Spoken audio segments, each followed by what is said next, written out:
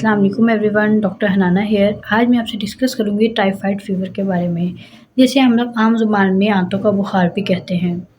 ये बेसिकली होता क्यों है? ये एक बैक्टीरिया जिसे साल्मोनेला टाइफी कहते हैं, उसके ज़रिए फैलता है। ये बैक्टीरिया किसी भी कंटामिनेटेड वाटर से, फूड से हमारे जिस्म के अंदर जाता है, वहाँ जाके आंतों के अंदर रहता है। जब हम कोई भी चीज़ खाते हैं तो उस चीज़ को ये बैक्टीरिया कंटामिनेट करके वहाँ पे इन्फेक्शन पैदा करता है। अब ये टाइफाइड फ़ीवर का पूरा दौरानिया क्या है, किस तरह पर्सन टू पर्सन फैलता है, ऐसे कौन-सी बदएहतियाती हम लोग करते हैं कि हमें टाइफाइड फ़ीवर होता है और हमें कैसे पता चलेगा कि हमें टाइफाइड फ़ीवर है। सबसे पहले हम लोग ये डिस्कस करते हैं कि ये होता कैसे है। टाइफाइड फ़ीवर, जैसा कि मैंने पहले बताया कि ये एक बैक्टीरिया साल्मोनेला टाइफी से फैलता है। ये जब हम लोग एक पर्सन लेट्स सपोज़ एक बंदे ने पानी पिया है जो कि साफ़ नहीं था, या ऐसा खाना खाया है जो कि साफ़ खुराक नहीं थी, वो इस बैक्टीरिया से इन्फेक्टेड थी। जब वो खाना खाएगा, जब वो उसकी आंतों के अंदर खाना जाएगा, वहाँ से बैक्टीरिया उसके जिस्म के अंदर ट्रांसफ़र हो जाएगा। आहिस्ता-आहिस्ता बैक्टीरिया वहाँ जाके इन्फेक्शन पैदा करता है, जिसके बाद क्या होता है कि टाइफाइड की अलामत आना शुरू हो जाती हैं। अब इसकी टोटल 3 स्टेजेस होती हैं। टाइफाइड की पहली स्टेज के अंदर मरीज़ को देखा जाए तो मरीज़ को सबसे पहले बुखार होगा। हाई ग्रेड फ़ीवर के साथ पेशेंट प्रेज़ेंट करेगा, जो कि बैक्टीरिया के जिस्म के अंदर जाने से 5 से 14 दिन के अंदर ये अलामत आना शुरू हो जाएँगी। टाइफाइड का जो बुखार होता है वो सिर्फ़ ब्लैडर पैटर्न में होता है, यानी कि कुछ टाइम तक बुखार होगा, उसके बाद उतरेगा, फिर आहिस्ता-आहिस्ता बुखार आहिस्ता से तेज़ होना शुरू हो जाएगा। इसके बाद हम लोग डिस्कस करते हैं स्टेज 2। स्टेज 2 के अंदर मरीज़ के अंदर ये पेट के दर्द की अलामत आना शुरू हो जाएँगी, जिसके अंदर कब्ज़ या फिर लूज़ मोशन वगैरह लगना शुरू हो जाएँगे। इसके बाद आती है स्टेज 3, जिसके अंदर मरीज़ के अंदर कॉम्प्लिकेशंस की तरफ मरीज़ जाना शुरू हो जाएगा। हम लोग टाइफाइड का अगर प्रॉपर इलाज नहीं करवाते, टाइफाइड का प्रॉपर ट्रीटमेंट की तरफ हम टाइफाइड को नहीं लेके जाते, तो ये आंतों के अंदर पैचेस बनाना शुरू कर देता है।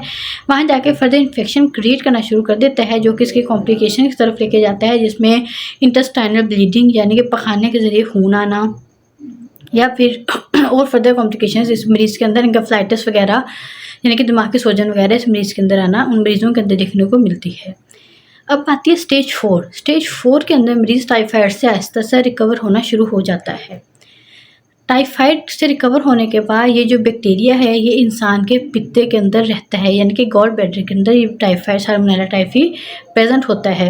जब इंसान प्रॉपर तौर पे रिकवर हो जाता है, उसके अंदर कोई अलामत वाज़ेह नहीं हो रही होती, फिर भी वो इंसान टाइफाइड यानी कि वो बैक्टीरिया एक इंसान से दूसरे इंसान के अंदर ट्रांसफ़र कर सकता है। अब वो कैसे कर सकता है?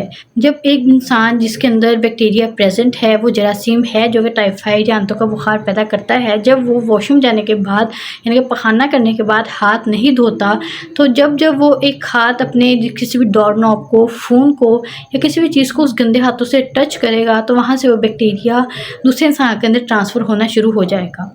बाज़ दफ़ा ये सुपरस्टिशन आ जाती है कि माँ बच्चे को प्यार करती है, अगर माँ को टाइफाइड है तो वो किस वगैरह करने से बच्चे के अंदर टाइफाइड फैल सकता है, जबकि ऐसा नहीं है। किस करने से टाइफाइड बुखार नहीं फैलता। जो टाइफाइड बुखार है वो बेसिकली सिर्फ़ और सिर्फ़ गंदे हाथों से, जब हम प्रॉपर उसको वॉश नहीं करते, तब हम एक इंसान से दूसरे इंसान के अंदर ट्रांसफ़र कर सकते हैं। इस तरह वो इंसान जिसके अंदर अलामत नहीं ज़ाहिर हो रही, वो भी सालों तक ये बीमारी एक इंसान से दूसरे इंसान के अंदर मुंतकिल कर सकता है। अब इसकी अलामत में क्या आता है? इसकी अलामत में सर का दर्द होना, बहुत तेज़ बुखार होना, इसके अलावा पेट में दर्द होना, कब्ज़ का रहना या फिर लूज़ मोशन लग जाना, उल्टियाँ स्टार्ट हो जाना। ये सारी बेसिकली अलामत हैं जो कि टाइफाइड बुखार को बताती हैं कि टाइफाइड का बुखार को रिप्रेज़ेंट करती हैं।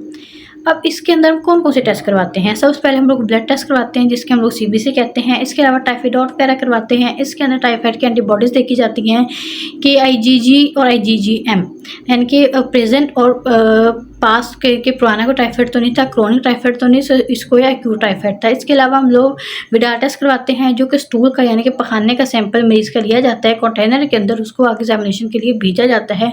उसके ज़रिए हम लोग डायग्नोस करते हैं। इसके अलावा पेशाब का यानी कि यूरिन सैंपल लेके पेशाब का प्रॉपर मुआयना करवाया जाता है।